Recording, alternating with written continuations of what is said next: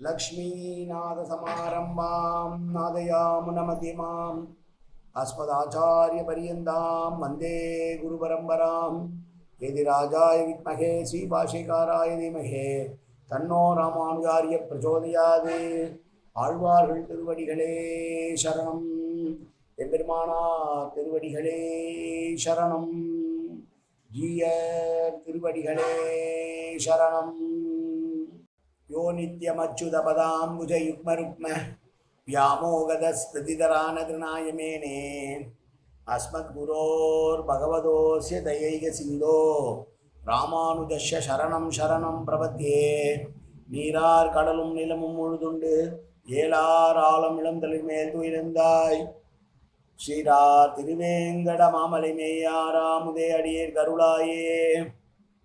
எல்லாம் வல்ல ஏழ்மலையான் பெருங்கருணையால் 4000 திவ்ய பிரபந்த பாசுர பதிவேற்றங்களின் வரிசையில் இன்றைக்கு 2444வது நாள் பாசுர பதிவேற்றம். திருமங்கையாழ்வார் அருளிய பெரிய திருமொழியிலே 10ஆம் பத்திலே வரக்கூடிய 9ஆம் திருமொழியுடைய 9வது பாசுரம் 993வது பெரிய திருமொழி பாசுரம். கண்ணனுடைய திருவதாரத்தை 64 பாசுரங்களால் அனுபவிக்கிற ஆழ்வாருடைய பாசுரத்திலே இது கண்ணன் திருவாவதாரம் சம்பந்தம் பற்றிய 63வது பாசுரம். முதலிலே தனியன் கலையாமி கலித்வம்சம் கவிம்லோக திவாகரம் யசோபி பிரகாசாபி ஆபித்யம் நிகதம் தம வாழி பரகாலன் வாழி கலிகன்றி வாழி குறையலூர் வாழ்வேந்தன் வாழியரோ மாயோனை வாழ்வெளியால் மந்திரம் கொள் மங்கையர்கோன் தூயோன் சுழமான வேல் நெஞ்சுக்கு இருள் கடி தீபமடங்கா நெடும்பிறவி நஞ்சுக்கு நல்ல அமுதம் தமிழ் நன்னூல் துறைகள் அஞ்சுக்கு இலக்கிய மாறான சாரம் பரசமய பஞ்சு கணலின் பொறி பரகாலன் பனுவல்களே எங்கள் கதியே ராமானுசம்னியே சங்கை கெடுத்தாண்ட தவராசா பொங்கு புகழ் மங்கையர்கோன் இந்த மறையாயிரம் அனைத்தும் தங்குமணம் நீ எனக்கு தா மாலை தனிவழியே பறிக்க வேணும் என்ன கோலி பதிவிருந்த கொற்றவனே வேலை அணைந்துருளும் கையால் அடியேன் வினையை துணித்துருள வேணும் துணிந்து.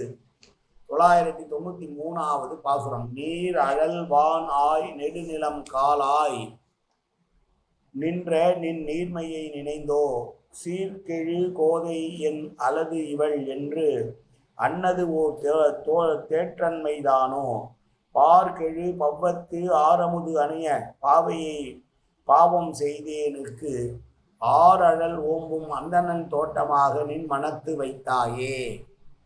இந்த பாசுரத்திலே வரக்கூடிய பரமொழி ஆர் அழல் ஓம்பும் அந்தணன் தோட்டம் என்று சொல்லுகிறார். அக்னிகோத்திரம் உள்ளிட்ட வேத விஷயங்களையே செய்து கொண்டிருக்கிற அந்தணன் வீட்டு தோட்டம் எப்படி பாழ்பட்டு கிடக்குமோ அதுபோல் நீ இவளை பாழ்படுத்தி வைத்திருக்கிறாய் என்று பரகாலனாயினுடைய தாயாராக பேசுகிறார். ஒரு தோட்டம் செழித்து வளர வேண்டும் என்று சொன்னால் அதற்கு சரியான முறையிலே பராமரிப்பு தேவை. அப்படி பராமரிப்பு இல்லாத விட்டால் அந்த தோட்டம் பாழாகிவிடும். எப்படி இருக்கும்? அந்தணன் வீட்டு தோட்டம் போல இருக்கும் என்று சொல்லுகிறார்.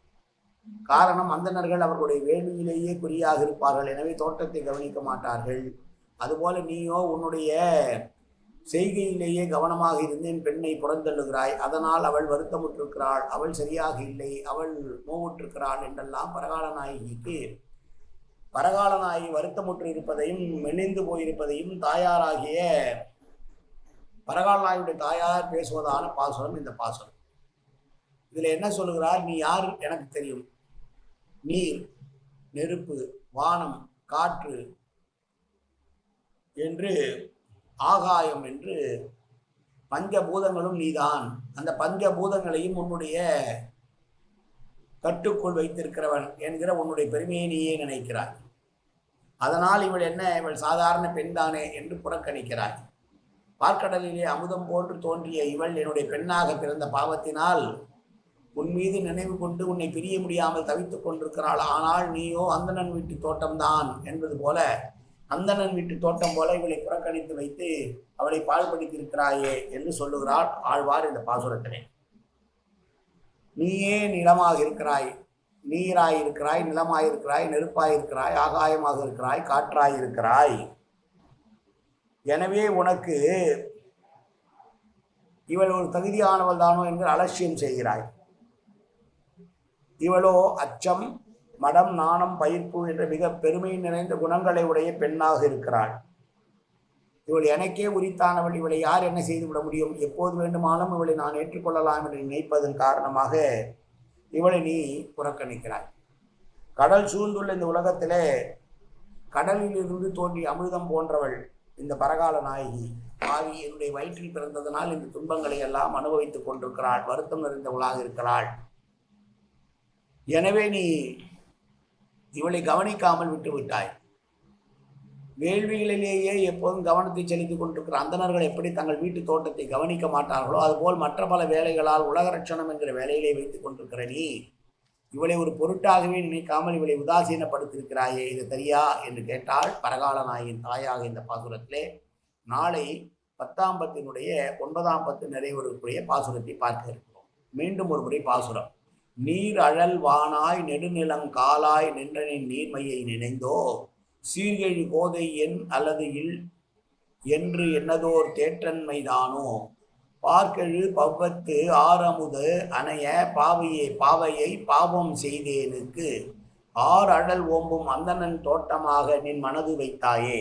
காயேன வாச்சா மனசேந்திரியவா அப்தியாப்தனாவா பிரகதேசுவாவாது கரோமியத்தின் சகலம்பர ஸ்ரீ நாராயணாயேன் சமர்ப்பியாமி. உடலாலும் உள்ளத்தாலும் வாக்காலும் சகலவிதமான பாபங்களும் தோஷங்களும் நிறைந்ததாக உலகத்துடையில் இருந்த போதிலும் அடியேன் செய்கிற நல்வினையோ தீவினையோ அத்தனையும் உன்னுடைய கமலமலர் பாதங்களில் சமர்ப்பிக்கிறேன் கண்ணா. காத்தொள்வாய் கண்ணா, ஏற்றுக்கொள்வாய் கண்ணா. எப்போதும் உன் திருநாமம் கண்ணா கண்ணா கண்ணா என்று நாவில் வருவதற்கு அனுபவிவாய் கண்ணா. சர்வத்திர கோவிந்தநாம சங்கீர்த்தனம்.